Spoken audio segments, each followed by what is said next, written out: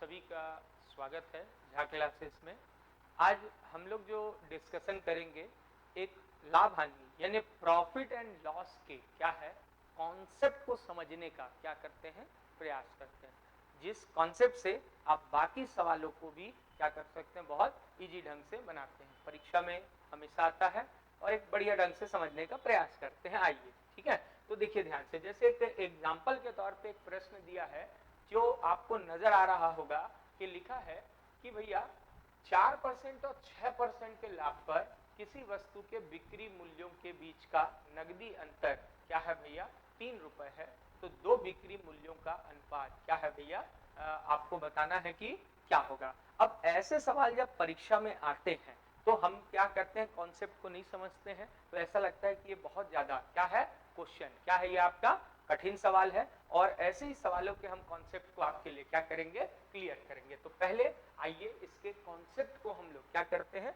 समझते हैं और फिर आगे की बातों पे हम लोग क्या करेंगे चर्चा करेंगे। ठीक है, आइए शानदार तरीके से देखते हैं, ध्यान से देखिएगा। ठीक है, अब ये रहा आपके सामने में क्या है प्रश्न है, आप आराम से इसको देख सकते हैं और इजी क्या है सवाल को बना भी सकते हैं। तभी देखिए कभी भी आपको लाभ हानि का कॉन्सेप्ट अगर हल करना हो तो आप बस एक चीज समझ जाइए और वो होता है कि किसी भी वस्तु का कॉस्ट प्राइस अगर हमको नहीं मालूम और परसेंट के रूप में लाभ या हानि हो रहा है तो हमेशा उस चीज के कॉस्ट प्राइस को आप क्या मान लीजिए 100 मान लीजिए। अब 100 मानने का बेनिफिट ये होता है कि 100 का आप जितना परसेंट निकालेंगे वही उसका आंसर होता है। इट मीन जैसे हम 100 का 15% चाहते हैं तो 100 का 15% आंसर भी कितना आएगा 15 ही आएगा। जैसे एक छोटी सी बात, आप 18% निकालना चाहते हैं तो आप 100 का क्या निकालिए 18%, मतलब 18% निकालेंगे तो इसका मतलब 100 का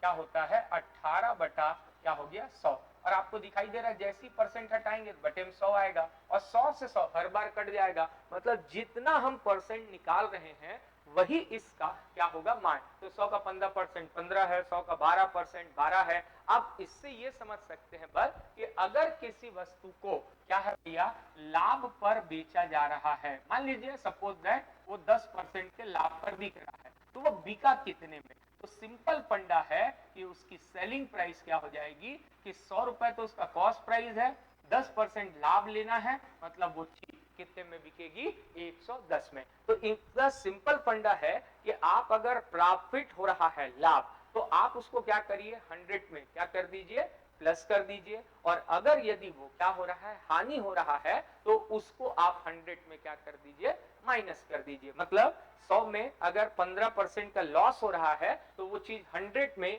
क्या हो जाएगी भैया कॉस्ट प्राइस में वो 15% हम कम कर देंगे और आंसर हो जाएगा आपका उसका सेलिंग प्राइस हो जाएगा 85, और 10% का अगर लाभ हो रहा है तो वो चीज हो गई 110। मतलब आपने 100 में प्रॉफिट हुआ तो उतना जोड़ देना है और लॉस हुआ तो उतना क्या कर देना है आपको घटा देना है। यदि ये कॉन्सेप्ट आपका क्लियर हुआ और परसेंट निकालना आपको आता है तो इस प्रश्न में आपको कभी किसी शॉर्ट ट्रिक की जरूरत नहीं पड़ेगी, पर शॉर्ट ट्रिक से फास्ट आपका क्या बनेगा सवाल बनेगा। अब देखिए यहाँ पर क्या कहा कि एक वस्तु को आपने 4% और 6% के लाभ पर बेचा, मतलब कितनी बार बेचा 2 बार बेचा, तो भैया पहली बार हमने उसका सेलिंग प्राइस क्या माना 4% लाभ है, मतलब 100 की चीज में 4% का लाभ, मतलब कितना हुआ 104। और फिर कहा उसने क्या है पहली बार बेचा और फिर कहा उसने कि आइए इसको दोबारा बेचिए और अब 6% का लाभ लीजिए, तो भाई 100 की चीज कितने में बिक गई 100, कितने में 6 में बिक गई। अब प्रश्न को ध्यान से समझिएगा, तो बिक्री मूल्यों के बीच का अंतर 3 रुपए है, तो दोनों बिक्री मूल्य का क्या बताइए अनुपात बताइए। अब मेरे को कॉस्ट प्राइस का तो मतलब है नहीं है, और ध्यान से इस बात को समझिएगा कि यहां पर प्रश्न में क्या कहा, जो भी कहा दोनों बिक्री मूल्य का अनुपात बताना है, मतलब इस 3 रुपए से मेरा कोई लेना देना नहीं है। ये सवाल को वो कठिन बनाएंगे जो कि क्या है उनका पूरा सेलिंग प्राइस निकालेंगे फिर भाग देंगे। हमको तो सीधा सीधा रेशियो चाहिए, और रेशियो हमको क्या है मान लिया कि भाई पहली बार 100 की चीज पे 104 में बेचे होंगे, दोबारा 106 में बेचे होंगे, तो भाई दोनों का अनुपात कितना हो गया सेलिंग प्राइस 1 और सेलिंग प्राइस 2। आप आगे जाने का जरूरत है ही नहीं, और 104 बटा क्या हो गया 106, और यदि हम इसको काटे तो 2 से अगर हम काटे तो 52 बार में कट जाएगा, और ये कितनी बार में कट जाएगा 2 से काटे तो 53 बार, मैंने 52 अनुपात क्या हो गया 53। ये प्रश्न का क्या हो गया आंसर। एकदम सिंपल सा प्रश्न आपके क्या है सामने, पर ये सवाल आपके कंफ्यूजिंग करने के लिए दिया, पर ये काम कब आएगा यदि इसी प्रश्न में मान लीजिए सपोज दैट आपको सवाल है कि वो कॉस्ट प्राइस क्या है, मान लीजिए पूछता कि कॉस्ट प्राइस कितना है, ठीक है। आप सवाल के कॉन्सेप्ट को समझिएगा कि यदि इसी सवाल में उसने कह देता कि बताओ भाई उसका कॉस्ट प्राइस कितना है, तो ध्यान से समझिएगा इसी प्रश्न को हम लोग कैसे बनाते, तो ध्यान से देखिए कि ये कॉन्सेप्ट समझ आने के बाद अब वो कहता है कि भैया बताओ उसका कॉस्ट प्राइस कितना था, तो हम क्या करते कि भाई पहली बार जो बेचा और दूसरी बार जो बेचा उसने कहा कि दोनों मूल्यों के बीच में 3 रुपए का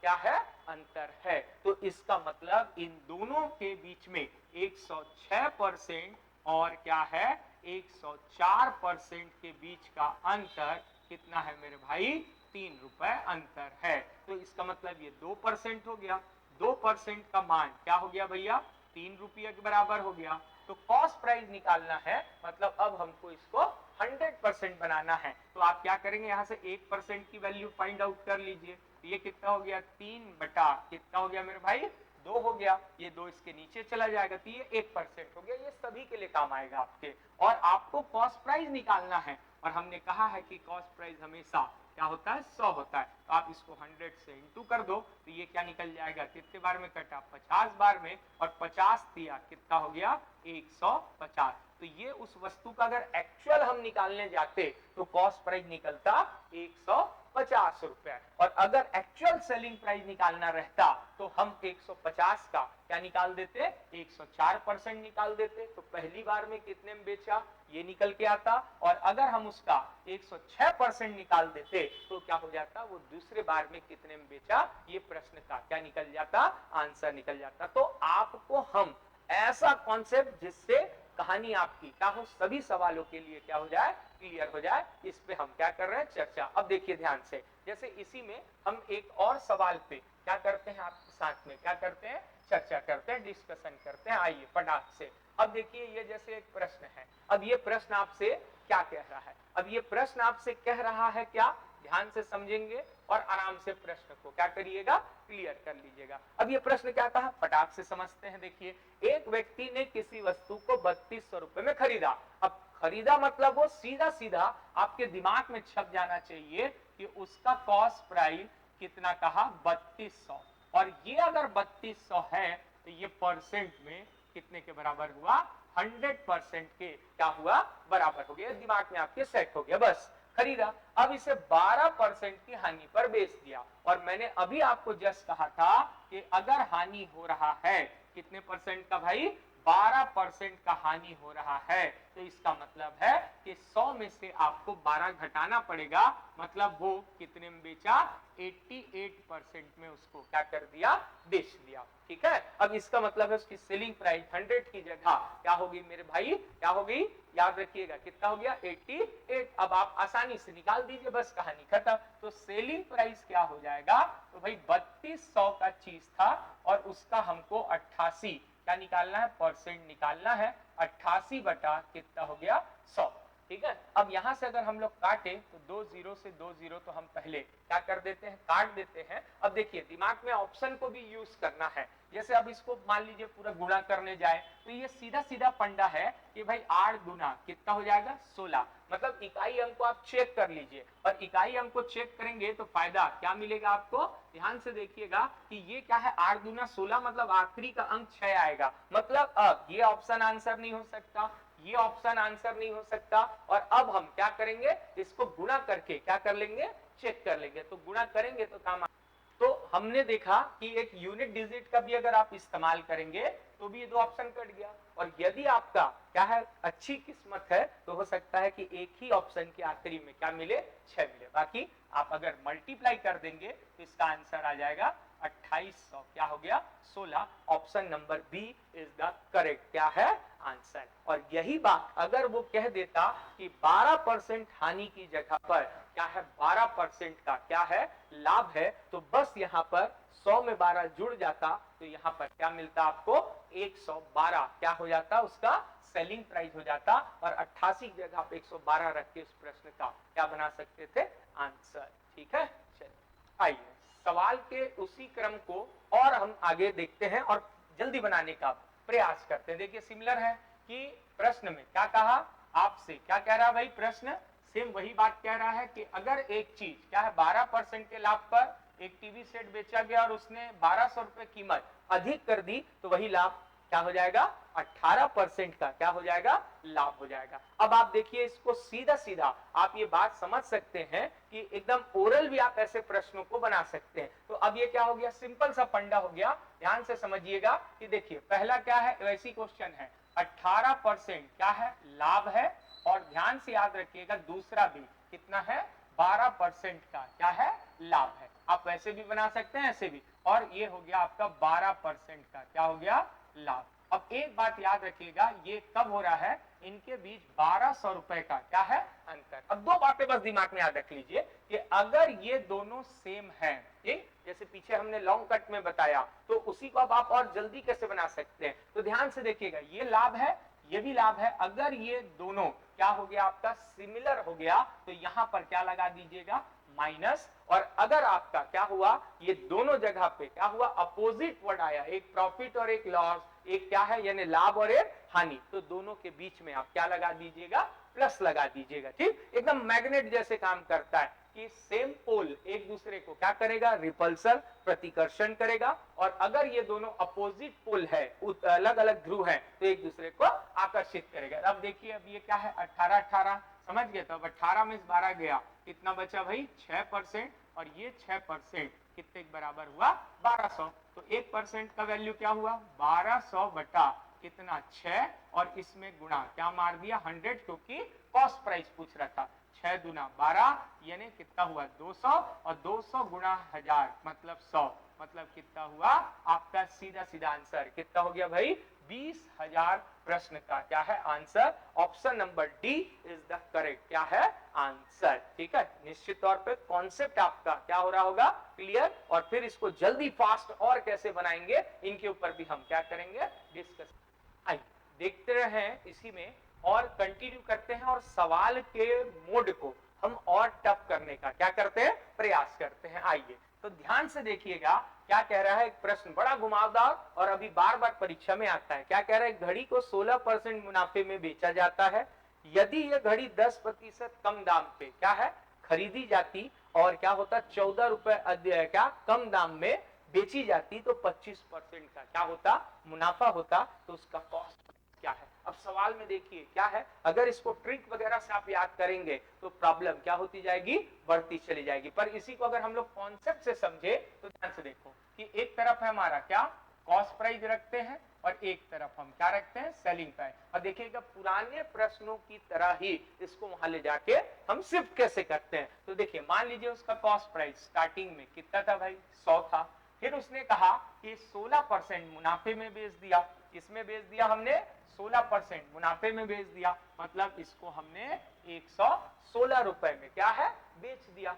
अब उसने प्रश्न में ट्विस्ट यानी कंडीशन रखा कि यदि हम लोग घड़ी को 10% कम दाम में क्या करते खरीदते, मतलब भैया पहले कितने में खरीदे थे 100 में, और अब उसने कहा कि 10% कम में खरीदो, तो अभी हमने आपको समझाया कि उसका पुराना कॉस्ट प्राइस कितना था 100 रुपए था, और 10% कम करना है तो हमेशा खरीदी और बिक्री लाभ हानि किस पे होती है, कॉस्ट प्राइस से ज्यादा में बिकेगा तो प्रॉफिट, और कॉस्ट प्राइस से कम पे बिका तो लॉस। तो अब उसने कहा 10% कम कर दीजिए, तो 100 का 10% अगर हम कम करते हैं तो हमको मालूम है कि 100 का 10% कितना होगा 10, यानी अब हम उस चीज को कितने में खरीद रहे हैं 90 में। ठीक, तो पहले जहां 100 रुपए में खरीद रहे थे अब उसे हम 90 रुपए में खरीदते हैं। अब ध्यान से देखिएगा चूंकि पूरा सवाल हम परसेंट में हल कर रहे हैं तो इसलिए और 14 रुपए प्राइस को भी उसने ड्रॉप कर दिया, गिरा दिया। तो अब इसको क्यों नहीं ले सकते? क्योंकि ये बाकी सब परसेंट में बात कर रहे हैं। तो मान लीजिए 14 रुपए और भी कम कर दिया,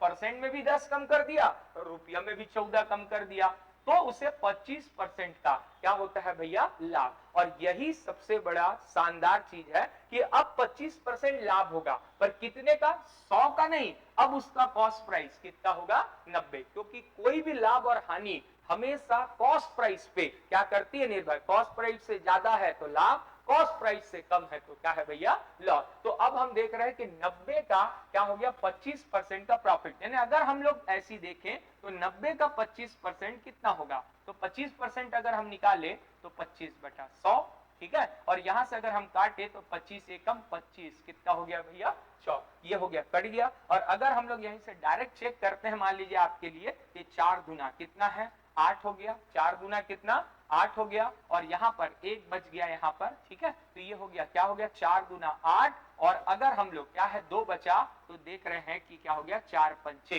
कितना हो गया? 20। मतलब 22.5 रुपए का क्या हो रहा है? आपको लाभ हो रहा है। 22.5 रुपए का लाभ, मतलब 90 रुपए में 22.5 रुपए का लाभ हुआ। तो इसका मतलब है इन दोनों को हमको जोड़ना पड़ेगा भाई। कॉस्ट प्राइस में जब प्रॉफिट को जोड़ेंगे तभी उसका क्या निकल के आएगा? वो सेलिंग प्राइस निकल के आएगा। तो 90 और 20, 110 और 2, 112 दशमलव कितना हो गया? 5। अब देखिए ये पुराने सवाल के जैसे ही क्या हो गया? आपका चेंज हो गया कि भाई पुराना सेलिंग प्राइस कितना है इसका? 116 और नया सेलिंग प्राइस कितना है? 112.5। और ये जो इनके बीच का अंतर है यानी 116% और क्या है 112.5% के बीच का अंतर, ये कितने के बराबर है? 14 रुपए। पहले बताया हूं कि अधिक और कम जब हम करते हैं तो वही चीज उनके बीच का क्या होता है? डिफरेंस। अब एकदम सिंपल बनाइए, देखिए भाई 112.5 कितना बचेगा? 116 रुपए में 112 रुपया गया, 4 रुपया। और इसको आराम से समझिए, 0.5 का मतलब 50 पैसा, तो और 50 पैसा चला गया तो ये बचा 3 पॉइंट कितना? 5%, ठीक है। और ये हुआ 14 बराबर। अब आप दशमलव देख के मत डरिएगा जिनका कमजोर है, तो जब भी अगर ऐसा दशमलव आपको परेशान करे तो आप इसको 35% लिखिएगा। और ये दशमलव को आप हटा रहे हैं तो दशमलव के बाद कितने अंक है? एक अंक, उतना जीरो इस राइट साइड में आप बढ़ा दीजिएगा बस। तो 35% का मान 140, तो 1% का मान 140 बटा कितना हो गया? 35, है ना। ये चला गया नीचे। कॉस्ट प्राइस निकालने की बात कर रहा है तो गुणा 100। अब इसको 35 चौक क्या हो गया? 140 और 100 चौके कितना हो गया? 400। यही आपके प्रश्न का क्या है? Cost price. जैसे आप सीखेंगे, बातों को समझेंगे और आप क्या है ऐसे शानदार आप प्रश्न देख रहे हैं और प्रश्न में दिख रहा है कि option number B 400 is the correct answer, ठीक है। और आपका सपोर्ट ऐसे ही लाइक और इसको शेयर करते रहिए तो और शानदार कॉन्सेप्ट के हम आपके लिए प्रश्न लाते रहेंगे, ठीक है। Keep watching. Thank you.